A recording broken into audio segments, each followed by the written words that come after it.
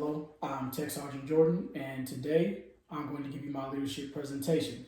More specifically, a time when I had to apply leadership and management concepts to make sure that something was better and to fix a problem that we had. The problem. So the problem that we had was oftentimes when we're TDY and deployed, hydraulic lines break a lot. When these lines break, the aircraft is no longer mission capable. When this happens, we often have to reach out to sheet metal to fabricate lines, and usually when this happens, if you're TDY, this can take up to 2 days, 3 days, maybe sometimes 4. It just depends, and that depends on if the line, if it comes, if it even fits. Or if you're deployed, it can be a day turnaround, or it can be hours, and oftentimes you can end up missing a real-world mission because of it. So because of this inconvenience, we missed out on a lot of flying exercises as well as real-world missions. Both leader and manager. As a hydraulic NCOIC, I both lead and manage my section. With both my position of power and person power, I decided that something needed to be done about what was happening. As hydraulic technicians, we can actually build temporary lines from scratch. However, they don't teach this in tech school or FTD anymore. So I diagnosed the issue a little deeper, and turns out about 75% of my technicians did not know how to build lines from scratch. So after diagnosing that issue, I decided that all 50 of my technicians needed to learn how to build lines. But before I could do that, I needed to build a team because I couldn't do it alone. And I had to find the NCOs that have the experience that I have to roll this out as well as teach it. So this is where my planning phase began. So in my planning phase, well, before I actually started my planning phase, I knew I needed a team of NCOs that had the same experience that I had with what I was trying to teach. So I selected NCOs based on the criteria with well-roundedness, ability to be flexible with different learners.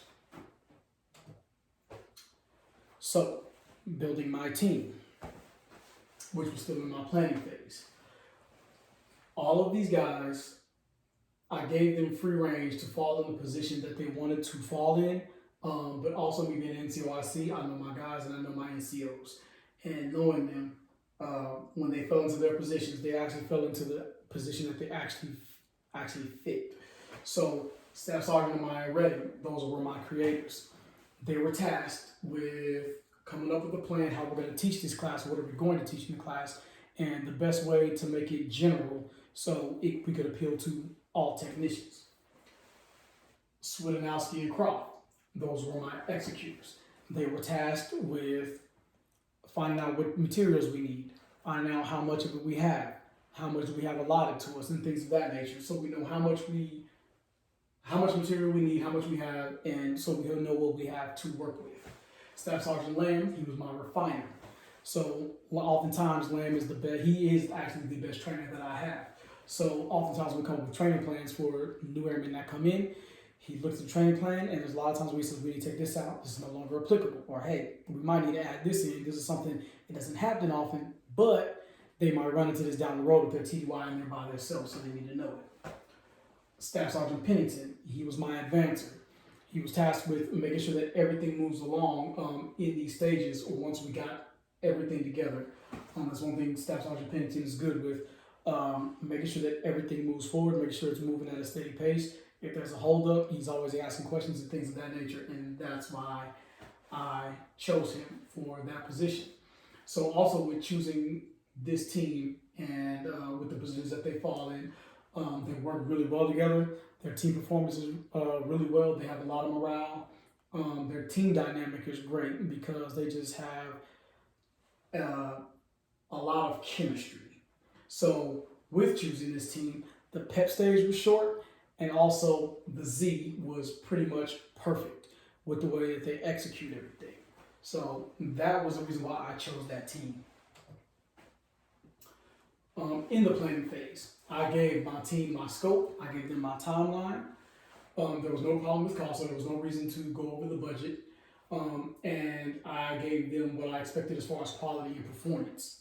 Also, in the planning phase, I made sure to let them know that they have creative control, and I empowered them with this project, because I believe when you give individuals the space to perform, they actually perform a lot better when they're not being micromanaged. So, and as expected, they killed that with the creative control. Also, together, we went through the 5-step process of planning, which really I actually let them do that. I was just there to make sure that I monitored and controlled it, and was there for any questions that they might have. You know, with being the NCO, I see I'm more than just a manager. You know, I'm a leader as well. So when those guys needed mentorship on questions with how they're rolling this out and what they wanted to do and things of that nature, I was there for that. So the 5-step process of planning, we were there for that. I was there for that, and they did a really great job on it. And like I said, the PEP stage was short, the Z was short, and they moved very fluently with this process. So, and also make sure to monitor and control. I trust my guys, but also as a manager was rolling this project out, this was something that I had to make sure it got done and got done in a timely manner.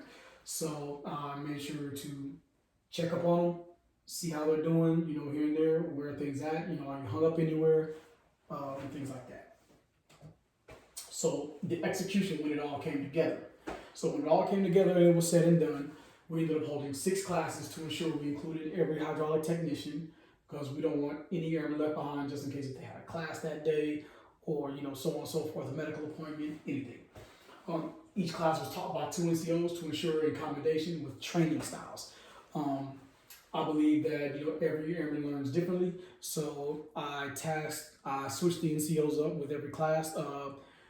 None of the 2 NCOs worked with the same NCO if they taught the class again. So I made sure that they kind of swapped, and it was actually a great success. They all do a great job of adapting, things like that, especially when airmen are having a hard time learning things. So that was one thing that I took into account, and that was the reason why I also switched them around as far as making sure, you know, with training styles, I have some guys that are a lot more patient. I have some guys that are a little more technically sound. So that ended up working very, very well. So the impact.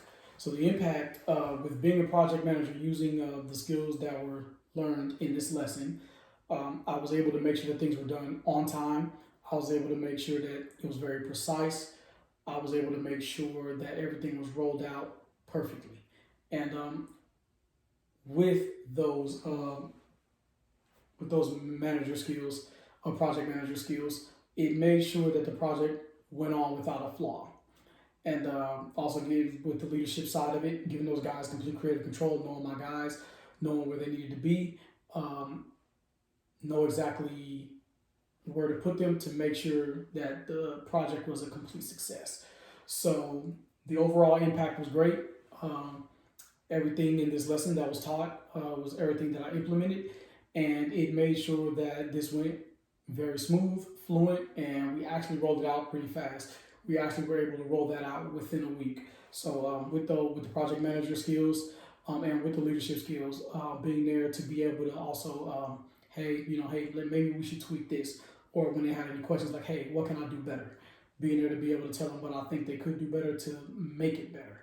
So all in all, the impact was that it went on without a hitch, and now every single one of my technicians know how to build temporary lines. And what it did was also make sure when we're TDY, it made sure that we can continue the missions and not miss them, because now my guys know how to build temporary lines until they get back to Tinker, where they can have the line fabricated. And when we're deployed, it makes sure that we don't miss a real world mission at all in the time where we're waiting on a line to be fabricated. So the overall impact was that we're actually completing missions and we're not missing out on exercises. So thank you for your time.